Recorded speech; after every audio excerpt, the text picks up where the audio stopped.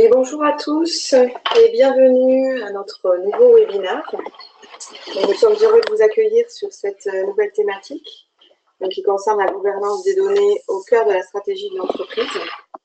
On connaît tous l'importance de cette thématique, surtout aujourd'hui avec la mise en place de la nouvelle réglementation donc sur la protection des données personnelles qui va être effective au mois de mai.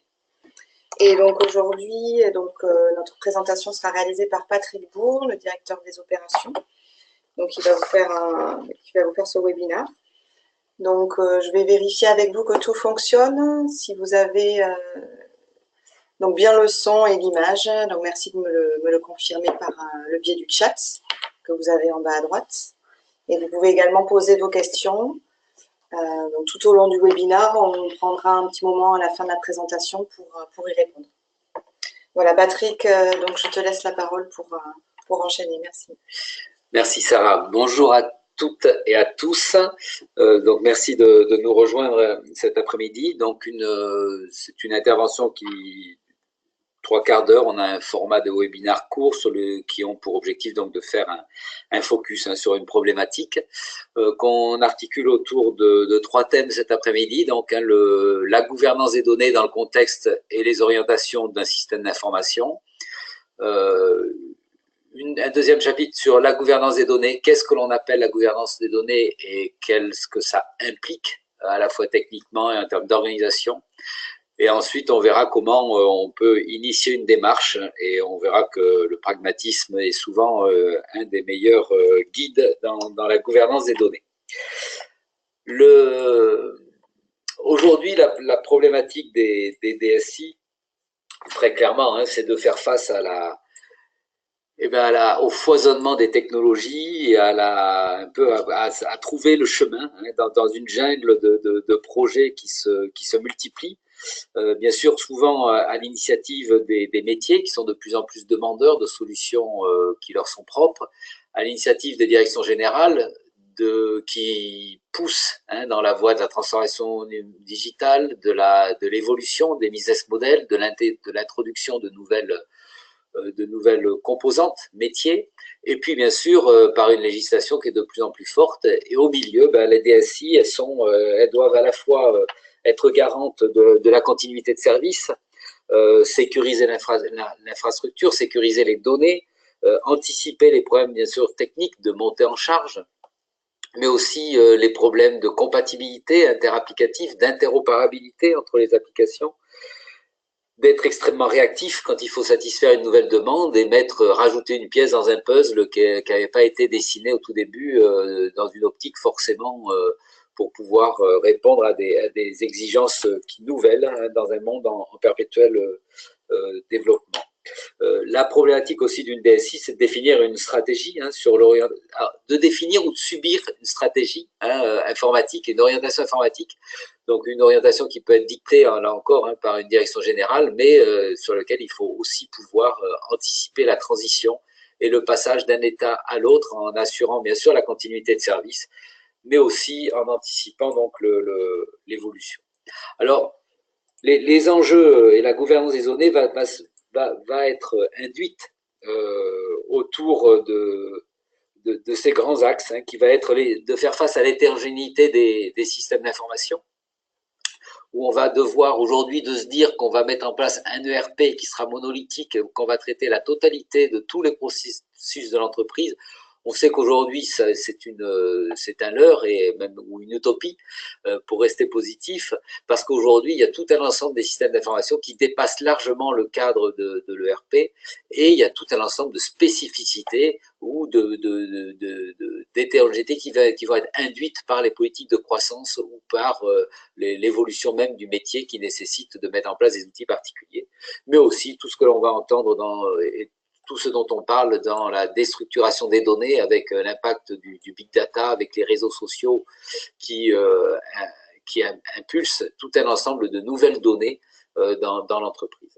Donc des exigences fonctionnelles et des exigences techniques de plus en plus fortes.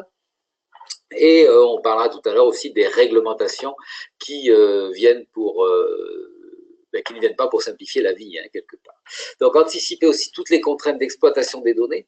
Face à cette hétérogénéité, il va falloir pouvoir se dire comment je vais gérer, comment je vais contrôler mes données et la vie de mes données et à qui je vais pouvoir diffuser ces données, puisque on verra tout à l'heure, mais près de 70% des utilisateurs accèdent à des données dont elles ne sont pas destinataires ou même qu'elles ne devraient pas voir d'une manière générale. Peu importe parfois la criticité, mais c'est difficile de pouvoir gérer la sécurité des données. C'est du vécu, que ce soit chez nos clients ou dans la littérature que l'on peut trouver sur ces aspects-là. Mais l'hétérogénéité d'un système d'information vient aussi, bien sûr, des nouvelles technologies qui vont décloisonner le système de l'information de plus en plus, avec notamment aussi l'aboutissement des offres cloud de tous les éditeurs qui proposent des services à l'intérieur desquels on va devoir gérer des données et dont ces données de services externalisés vont avoir un impact sur les propres données de l'ERP.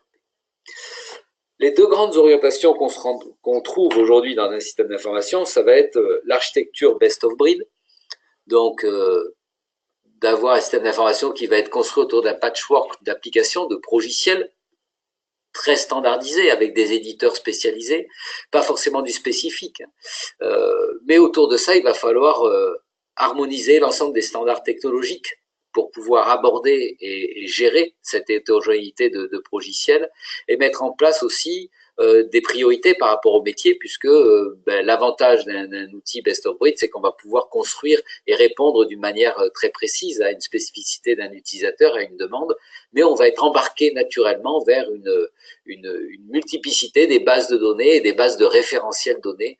Ça, c'est un terme sur lequel on reviendra. À l'inverse, on a l'architecture ERP, alors qui paraît bien sûr beaucoup plus monolithique. Et dans l'ERP, il y a la gouvernance des données qui est censée être gérée par les process même et la base de données même de l'ERP, c'est son fondement. C'est de pouvoir déléguer à un éditeur l'ensemble de la gouvernance des données. On se rend compte qu'aujourd'hui, alors avec bien sûr le RP, avec un corps modèle que l'on va définir et ensuite des personnalisations par le biais des paramétrages dans le meilleur des cas entre les différents services ou les différents métiers de l'entreprise pour pouvoir gérer, mais on aura bien une seule base de données.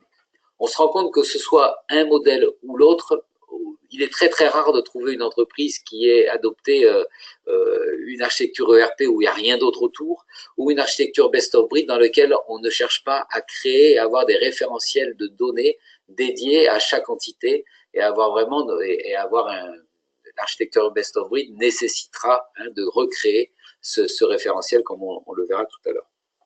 Alors, bien sûr, ces deux orientations, ça peut être une stratégie d'un système d'information, mais quelque part, même et toutes les entreprises qu'on rencontre qui ont mis en place des ERP ont besoin d'ouvrir le système d'information et de développer des outils connexes, que ce soit pour du décisionnel, que ce soit pour des outils spécifiques comme le CRM, le marketing, ou parce qu'on va avoir des offres SaaS qui vont se généraliser dans l'entreprise.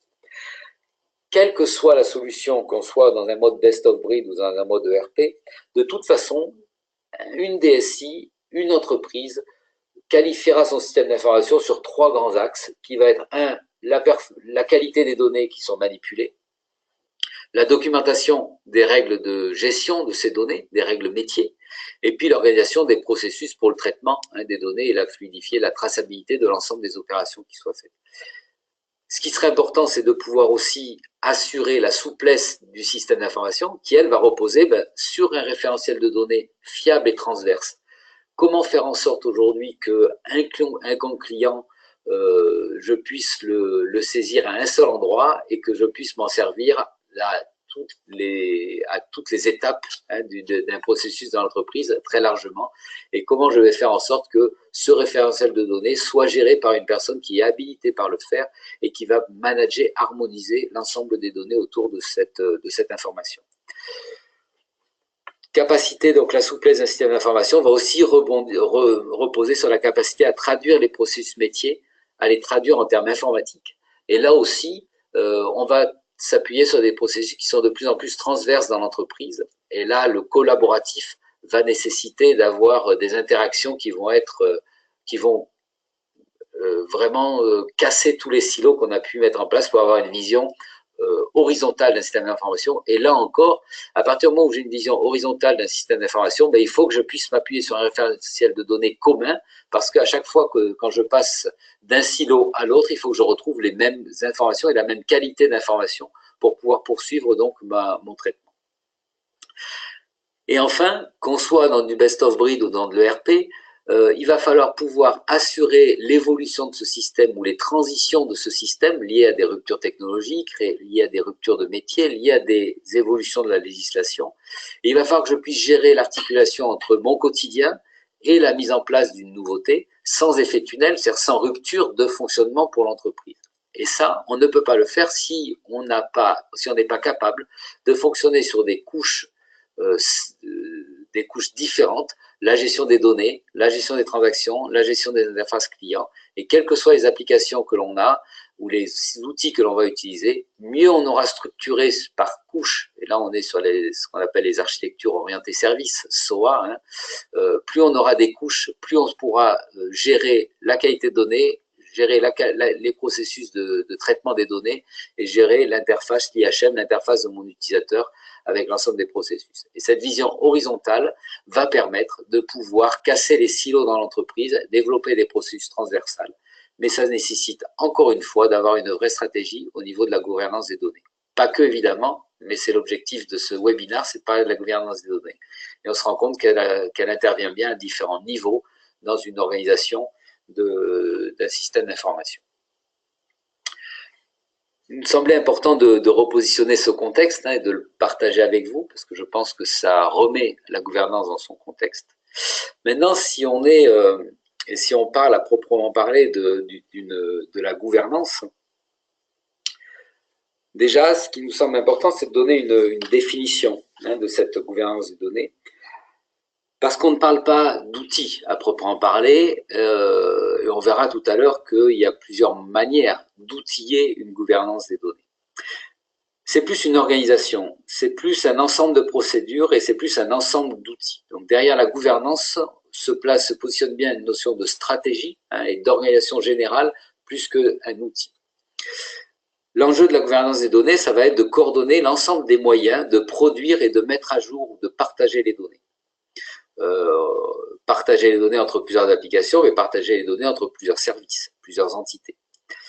S'assurer qu'une donnée est toujours exacte et bien à jour. Alors, je ne parle pas forcément de données opérationnelles, savoir un niveau de stock qui soit à jour, c'est plus l'apanage de l'application elle-même qui va gérer l'arithmétique des entrées et des sorties, par exemple. Mais par contre, mon produit, ma référence produit, mes attributs produits, pour lequel j'ai un stock à gérer, ça devra être parfaitement exact et à jour, parce que si j'ai un catalogue produit, ben au moins que j'ai la bonne référence de mon produit ou la bonne référence de mon fournisseur, ou que je ne confonde pas la référence produit interne et la référence fournisseur. La deuxième chose, ou la troisième point, pardon, ça va être de conserver le niveau de disponibilité, de sécurité et d'intégrité de la donnée. Qui est capable de la consulter, qui est capable de la modifier, qui est capable de la gérer. Parce que ça n'est que par cette partie, par cette sécurisation des données que l'on va pouvoir permettre et fluidifier tout le processus de décision, ne serait-ce que parce qu'on sait de quoi on parle quand on prend une décision.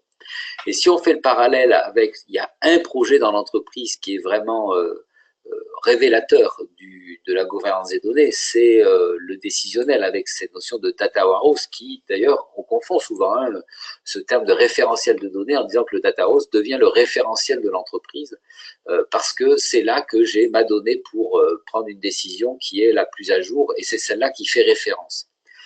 Eh bien, la gouvernance des données va un peu plus loin que le data warehouse. Le data warehouse devient une des composantes du système d'information. Mais la gouvernance des données, c'est exactement ça. C'est de créer ce référentiel dans lequel personne ne doutera de la véracité, de la qualité de la donnée qui est gérée. Mais encore une fois, on parle bien de référentiel des données de base, c'est-à-dire de la qualification de ces données. On verra lesquelles on peut intégrer dedans. Et la gouvernance des données justifie la valeur de la donnée dans l'entreprise. C'est vrai qu'aujourd'hui, plus on a d'applications, plus on a de problématiques d'harmonisation et de gestion de l'intégrité d'une donnée.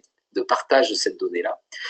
Mais aussi, on sait que la donnée, elle est un héritage d'une histoire, l'histoire d'un système d'information, et qu'on ne peut pas forcément de la conserver telle que, avec toutes ces imprécisions, permet aussi de réexpliquer d'où vient cette donnée et comment, et souvent d'ailleurs la qualité d'un référentiel de données est d'autant plus complexe à gérer que l'entreprise a une antériorité longue et une histoire complexe par rapport à des fusions-acquisitions ou par rapport à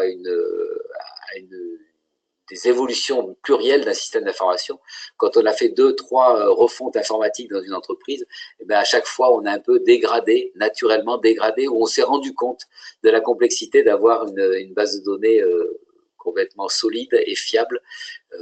Combien on a entendu de clients râler après la qualité des données qui sont intégrées dans un ERP, et ne serait-ce que pour mettre en place une migration d'application à application, ou pour mettre en place une interface, ou pour créer une application décisionnelle, la difficulté, c'est de mettre en place toutes ces règles de gestion qui vont être capables de nettoyer ces données, alors même qu'elles sont traitées dans un ERP ou dans une application qui est censée gérer ce référentiel de données à son propre niveau.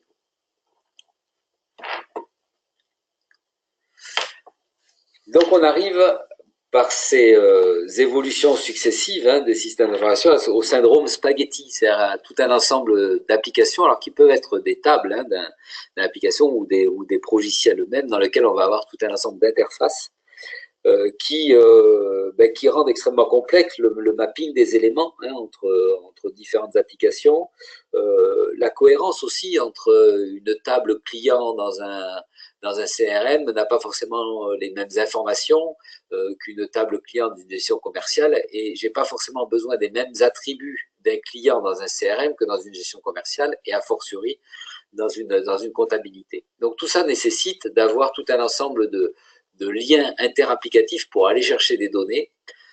Donc ça veut dire qu'on a une administration des flux d'interface de plus en plus compliquée, on a une gestion des données qui est fastidieuse, des processus de données qui ont du mal à se finir dans la nuit pour pouvoir gérer, pour pouvoir mettre à disposition des bases de données actualisées le matin quand les utilisateurs arrivent, d'avoir parfois même des contresens fonctionnels par rapport à des données.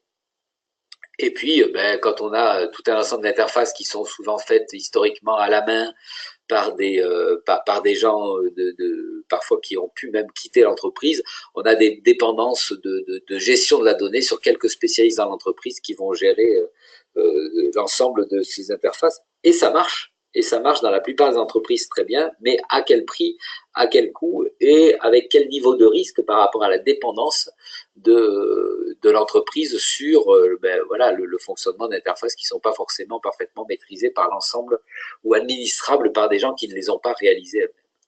Alors derrière, le système cible, ça va être justement un système d'information qui va être organisé autour d'un référentiel de données et qui va garantir la cohérence des données pour l'ensemble des outils, avec bien sûr des entités, des données qui vont être définies et des attributs qui peuvent être ou partagés ou spécifiques à une entité particulière, parce qu'il est normal que dans une gestion de production, je n'ai pas le même besoin de finesse dans la connaissance de mon produit que dans une gestion commerciale où à la limite, j'ai pas besoin des composants ou de la nomenclature d'un produit à ce niveau-là, y compris pour les stocks, par rapport où la différence qu'il y a entre un CRM où je vais avoir une gestion commerciale où je vais gérer les adresses de facturation, dans la partie logistique, je vais plus gérer mes adresses de livraison que mes adresses de facturation ou mes adresses de prise de commande, par exemple.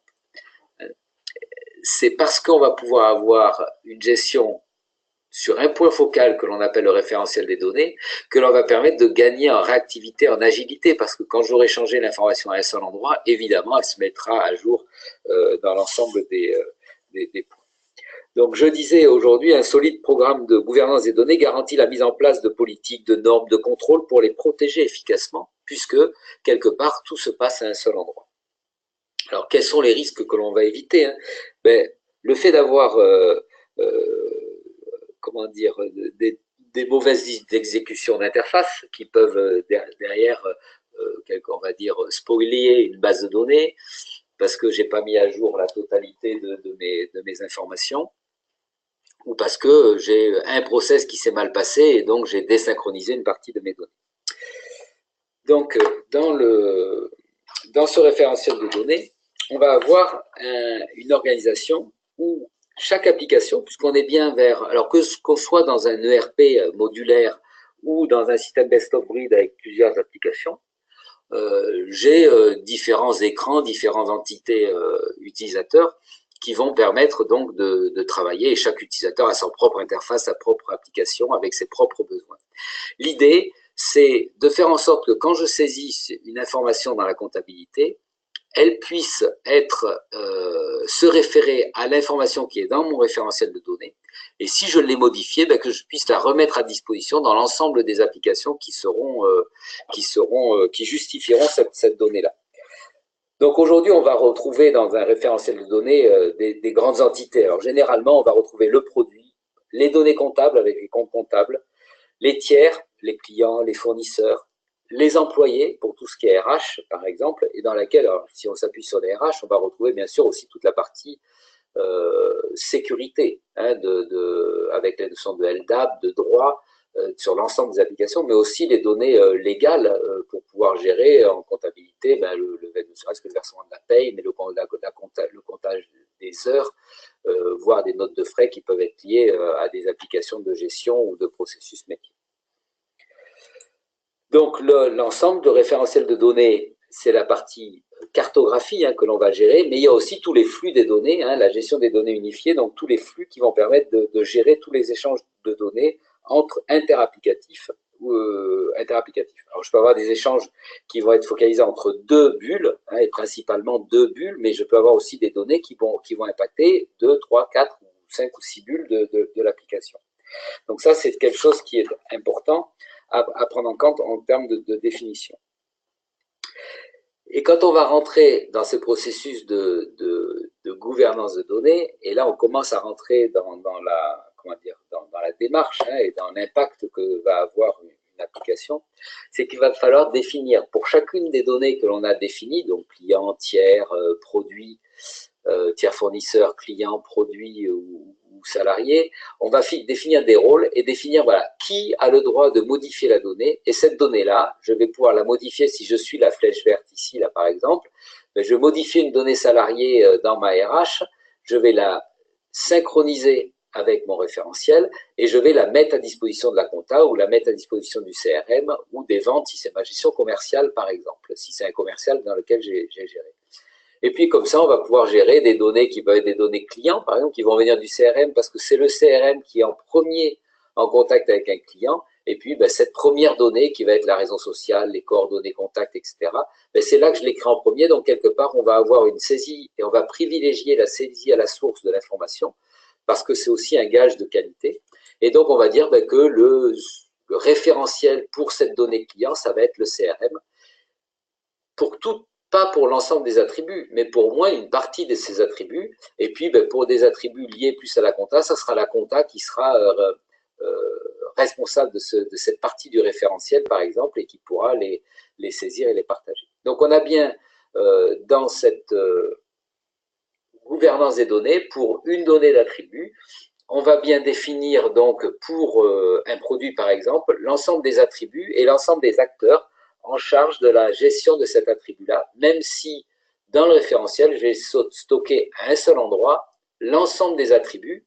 Chaque application ira chercher l'attribut dont elle a besoin ou sera alimentée pour l'attribut dont elle a besoin à partir de ce référentiel. On pourrait très bien dire qu'une application métier devient un référentiel pour une partie des données, auquel cas j'ai une interface entre deux applications. L'idée, on est bien sur la philosophie dans laquelle on va travailler. Donc, quand on parle de définition des acteurs, c'est fixer les responsabilités selon les attributs pour les applications maîtres ou le référentiel pourrait être une application maître. Je pourrais très bien saisir dans le référentiel, auquel cas on pourrait avoir une notion d'interface de saisie dans le référentiel qui n'est pas illustrée là. D'identifier les circuits de validation associés à chaque gestion de données. C'est-à-dire que si dans la comptabilité j'ai besoin de changer la raison sociale parce qu'elle a changé, je vais, parce que j'ai défini que c'était le CRM qui était maître des données, mettre en place un processus pour que la modification de cette donnée-là soit validée par un acteur qui est en charge de la validité de cette donnée-là. Et je vais superviser l'ensemble des circuits de validation et d'échange de données, d'où Et là, on fait la différence entre le circuit de validation qui valide la modification d'une donnée. Est-ce que je veux qu'il y ait un passage obligé pour que ce soit toujours la comptabilité, par exemple, qui valide une donnée comptable pour un client et qui soit en fin de course la seule entité capable dans l'entreprise de modifier ou d'accepter la modification d'un RIB, par exemple, ou d'un statut d'encours client. Et puis, superviser les circuits d'échange de données. Et là, c'est l'ensemble des interfaces, de vérifier que toutes les interfaces sont bien mises à jour et ont bien joué leur rôle en temps et en heure par rapport à et que s'il y a des rejets de données, je puisse bien qualifier ces problèmes de rejet en allant solliciter les acteurs en disant, voilà, ce client n'a pas pu être créé dans telle application parce que l'attribut n'avait pas le bon format. Et c'est bien à l'acteur en charge de cette donnée et de la qualité de cet attribut de pouvoir corriger cette donnée qui a bloqué l'alimentation complète, par exemple, d'une interface. Donc voilà la définition qu'on voulait donner sur cette notion de gouvernance des données. Le troisième chapitre qu'on voulait voir et qu'on voulait aborder avec vous, c'était la partie d'initialisation d'une démarche dans l'entreprise. On se rend compte que on va initier une démarche dans l'entreprise différemment suivant les facteurs déclencheurs qui justifient la mise en place d'une telle démarche dans l'entreprise. Alors, il peut y avoir une évolution du modèle économique de l'entreprise qui va nécessiter de repenser et d'adapter le système d'information vers de nouveaux métiers. Et là, il y aura une alimentation différente ou du moins une évolution du système de données, voire la création de nouvelles données qu'il va falloir prendre en compte. La transformation digitale implique de nouveaux outils, donc à partir du moment où ça implique de nouveaux outils, on va avoir des nouvelles données à gérer qui ne font pas partie aujourd'hui d'un référentiel traditionnel d'une entreprise. Et là, je fais allusion, par exemple, bien sûr, à tout ce qu'on entend dans le big data, où j'ai tout un ensemble d'informations, notamment dans le B2C, mais aussi qui arrivent dans des outils de gestion de production, où je vais avoir des données nouvelles de type big data pour aller chercher des corrélations, des corrélations entre informations pour pouvoir anticiper un plan d'action ou anticiper un risque particulier. J'ai tout un ensemble de nouvelles données à faire sur lesquelles il va falloir que je puisse me positionner. Bien sûr, la fusion d'activités ou le décloisonnement d'activités va nécessiter de casser des référentiels existants et donc peut-être ça peut justifier l'importance d'externaliser un référentiel pour pouvoir le gérer à un seul endroit et de pouvoir distribuer cette information entre plusieurs applications que j'aurai décloisonnées, ou à l'inverse, si je veux fusionner des applications, de créer un référentiel commun où je vais déverser l'ensemble des applications des données, qui seront utilisées par une application tierce qui remplacera mes deux précédentes, ou par une application qui va remplacer celle que je consolide. Il est aussi des systèmes d'information en mutation programmée. Je sais que je vais changer. On était récemment dans une entreprise qui a un groupe dans le monde du BTP avec plusieurs applications différentes et qui a une volonté de centraliser, de mettre en place des fonctions support très directrices avec des lignes directrices très fortes dans l'entreprise.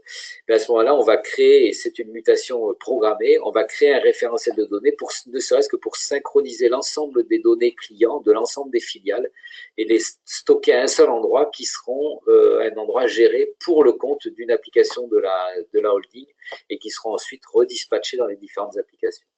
On travaille aussi pour une institution de formation professionnelle.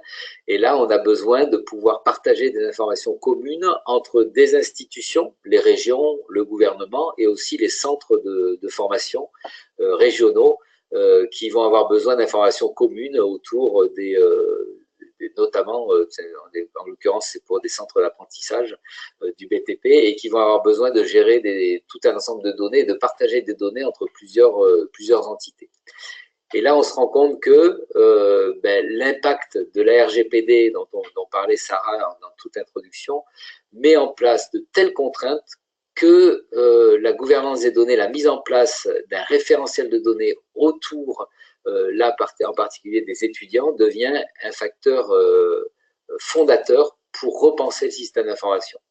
Parce qu'aucune des applications nécessaires ou distribuées dans les différentes applications n'est capable de pouvoir garantir la conformité avec la RGPD. Donc, en recentralisant l'ensemble des données sur une seule application, on va redéfinir la source de gestion et le point central de gestion de cette donnée, ce qui va permettre de mettre en place des procédures conformes à l'RGPD. Et ce n'est qu'une fois que j'aurai ces données gérées dans le référentiel que je pourrai alors les redistribuer dans mes outils satellites pour lesquels j'ai une justification de traitement et que je saurai définir quel est le traitement que je fais. Mais la gestion de la donnée, elle sera bien faite dans le référentiel. Et c'est là tout l'enjeu d'une stratégie de gouvernance de données ou de la mise en place d'un référentiel de données dans le cadre, par exemple, de la RGPD. Alors, le succès de la démarche, c'est plus une démarche est pragmatique, plus le succès de la démarche, ça va être le pragmatisme. Il y a des outils alors ce qu'on appelle les outils de MDM, Master Data Management, qui existent, qui sont des outils qui vont permettre de définir, de mettre en œuvre une gouvernance des données. On se rend compte souvent que ce sont des outils extrêmement compliqués, d'abord extrêmement onéreux à mettre en place, extrêmement compliqués, et qui vont créer une telle qui nécessitent une telle organisation dans l'entreprise qui sont extrêmement difficiles à mettre en œuvre et à manager au quotidien derrière. Alors, ça ne veut pas dire que ce n'est pas de bons outils. On a déployé des outils de MDM dans des environnements divers, que ce soit avec des outils open source comme Talend ou des outils éditeurs où on a une référence dans une coopérative agricole autour d'un outil Microsoft ou dans un hôpital avec un outil IBM. Dans ce cadre-là, on arrive à pouvoir le mettre en place, mais avant, il y avait déjà tout un ensemble il y avait en place une gouvernance des données qui avait été faite sur des outils moins structurés, mais qui permettaient de documenter l'ensemble des processus, d'avoir une réelle cartographie de ces données, donc déjà d'avoir la matière première pour pouvoir envisager de mettre en place un MDM. Donc aujourd'hui, le succès de la démarche dépend sur le pragmatisme avec lequel on va prendre en compte le projet, parce qu'il va falloir allier à la fois l'organisation, les outils et la gestion des processus. La plus grande, le facteur clé de succès le plus criant, c'est bien sûr le lotissement. On parlait tout à l'heure des différentes natures de données clés du référentiel, donc là, les produits, les tiers, les salariés. Quelque part, on va démarrer point par point, attribut par attribut, peut-être application par application. En tous les cas, on va démarrer petit pour maîtriser, avoir des petites victoires, et après on pourra construire autour et enrichir les attributs que l'on va gérer dans le référentiel pour pouvoir aller chercher d'autres applications ou alimenter d'autres applications à travers autour de cette donnée de base. Vraiment, je reviens 2 minutes sur ce schéma-là qui me semble fondateur. Donc, je peux avoir un référentiel des données où je vais fonctionner par lotissement, peut-être sur une donnée qui va être commune à 2 ou 3 bulles particulières pour pouvoir les partager, et progressivement, je vais enrichir, ou alors avoir une donnée de référentiel vertical sur quelques données, mais d'être sûr que je mets à disposition de l'ensemble de l'entreprise un attribut particulier sur une donnée au moins que je veux gérer. Donc, les 3 axes d'une démarche, il y a un axe organisationnel qui va passer par la mise en place du référentiel de données et la nomination des acteurs dédiés aux données que je veux gérer dans ce référentiel-là. Ce qui nécessite de cartographier les sources. Alors, on entend par source les applications et de référencier le référentiel de données. Quelles sont les données que je veux gérer dans mon référentiel de données? De définir les priorités et les plans d'action pour chacun des données. Et les priorités vont être fixées par la stratégie de l'entreprise, par l'impact de la législation qui a évolué, par des contraintes très particulières qui sont vraiment recensées par par exemple, ça peut être des contraintes logistiques où on a du mal à pouvoir optimiser les plannings de livraison parce que les adresses de livraison ne sont pas, il y a des retours de livraison ou des difficultés particulières, on va mettre ça en place. Pour une coopérative agricole, on avait démarré la priorité par la gestion de la flotte des véhicules parce qu'il y avait énormément de transferts en contrôle de gestion. Les véhicules étaient gérés par une filiale de support qui était rattachée à la holding et c'était mise à disposition des différentes entités de l'entreprise. Et donc, il fallait pouvoir très vite récupérer les données ou avoir un référentiel commun de véhicules entre tout un ensemble d'applications. Donc, organisation. Sur le plan fonctionnel, il va falloir travailler, une fois qu'on aura fait cette cartographie et cet inventaire des référentiels, des données à gérer dans le référentiel, définir les règles de mise à jour et de partage de ces données. Qui a le droit de voir la donnée, qui a le droit de la modifier, et une fois que cette donnée elle est validée dans le référentiel, à qui elle est destinée, à quelle application elle est destinée. Et de définir les rôles dans la gestion de ces données.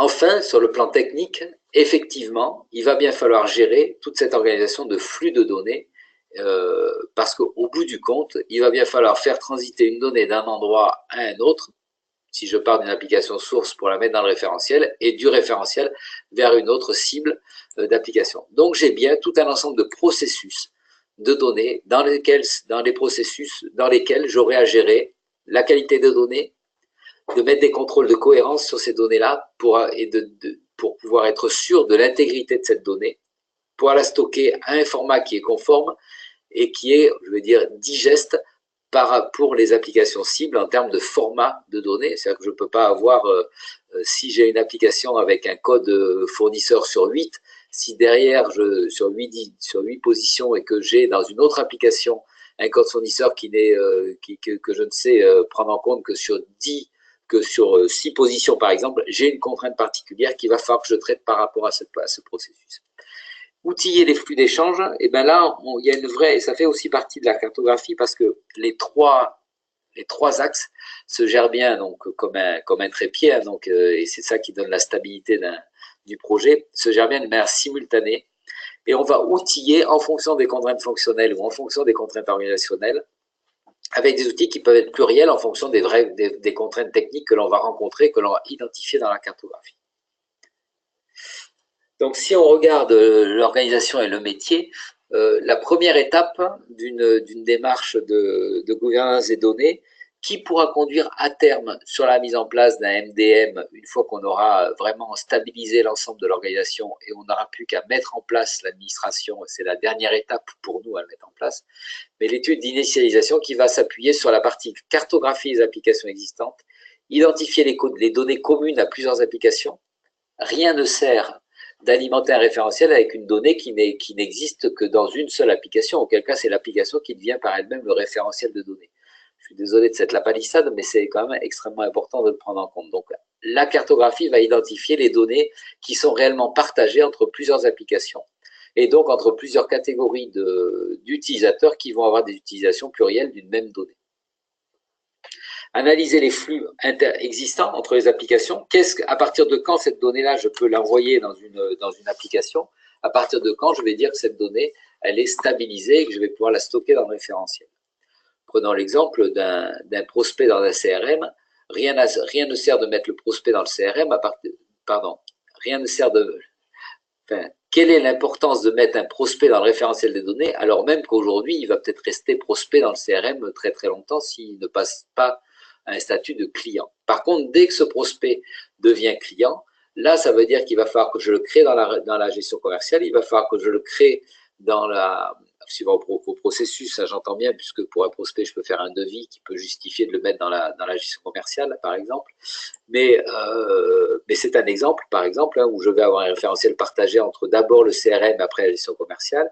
Et une fois que j'aurai passé à l'étape de la commande qui sera confirmée, du devis à la commande, à ce moment-là, je vais avoir une alimentation de la comptabilité, ne serait-ce que pour créer ce code client. Donc tout ce processus-là va être à analyser dans cette étude d'initialisation pour pouvoir comprendre l'organisation et définir après des priorités et des grandes filières professionnelles dans l'entreprise. Vous vous rappelez, je parlais d'une organisation horizontale du système d'information. C'est de ça dont on parle ici quand on parle du CRM, de la gestion commerciale et de la comptabilité. Et après, bien sûr, de la logistique, puisque une fois que j'aurai créé mon client, il faudra que je le livre à un moment donné. Une fois que j'ai fait cette première étude d'initialisation, il va y avoir la partie modélisation qui va permettre de créer la structure de données. Et là, on rentre vraiment dans de la modélisation de base de données, qui va permettre de dire, ben voilà, aujourd'hui, mon référentiel de données pour mon produit je vais avoir besoin de traiter l'ensemble de ces attributs avec tel niveau de finesse et tel niveau de contrôle qui va être ce contrôle qui va être fait pour tel et tel attribut par tel et tel acteur, par exemple. Et la stratégie de supervision pour superviser à la fois les processus de validation et de vérification de la conformité de la donnée, et à la fois pour gérer et superviser le flux de cette donnée au sein des systèmes d'information. Une fois que j'ai fait cette modélisation, la troisième étape, c'est l'alimentation et la synchronisation du référentiel, puisque là, je vais mettre en place réellement les outils d'interface entre mes applications sources et mes applications cibles, en définissant ou pas si je passe sur un socle frontal qui va être mon référentiel de données, qui pourra servir, suivant les architectures applicatives qu'on définisse, d'ODS en vue d'une alimentation d'un data warehouse, ou simplement d'un référentiel de données tampon pour pouvoir alimenter plusieurs applications, parce que je pense en vous disant ça, je pense à un autre client qui a des applications réparties sur plusieurs continents, avec des problématiques de décalage horaire, et où on doit gérer donc la synchronisation des données en fonction du décalage horaire pour que qu'on puisse partager des informations. Et une fois que j'ai cette alimentation de mon référentiel de données qui est donc à double sens, on l'a vu tout à l'heure, vous vous rappelez quand on suivait les flèches vertes, oranges et bleues entre l'ARH, la gestion commerciale et puis le référentiel de données, je vais mettre en place toutes les règles d'administration et de sécurisation de ces données. Et c'est dans ce cadre-là que je peux décider de mettre en place un outil dédié et commun à l'ensemble de mes processus qui pourrait être un MDM. Mais pour nous, aujourd'hui, la mise en place d'un MDM à proprement parler est l'aboutissement d'une démarche qui peut être l'aboutissement d'une démarche dans l'entreprise qui va s'appuyer sur les trois axes dont on parlait tout à l'heure, qui est l'organisation, le fonctionnel et la technique.